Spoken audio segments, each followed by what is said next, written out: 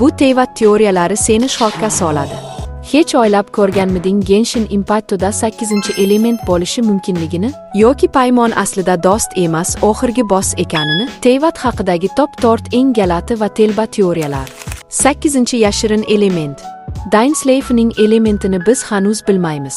Hech qanday ko'rsatma ham yo'q. Ammo community ishonishda davom etmoqda, ertayu kech Genshinda yangi element ochiladi. Paymon vaqt archoni.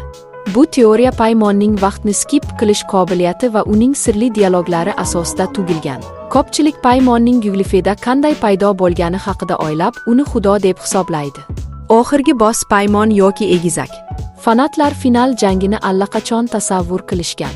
Kimdircha paymon bizga qarshi chiqadi, yoki bo'lmasa egizagimiz biz qayta-qayta izlayotgan odam finaldagi asosiy dushmanga aylanadi. Soxta osmon nazariyasi.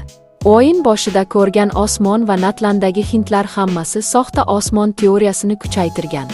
Boshqa questlarda ham shunga o'xshash ishoralar bor. Ehtimol Teyvatning o'zi katta bir illyuziya? Bu teoriyalarga ishonasanmi yoki bular bema'nilik deb o'ylaysanmi? Kommentda yoz.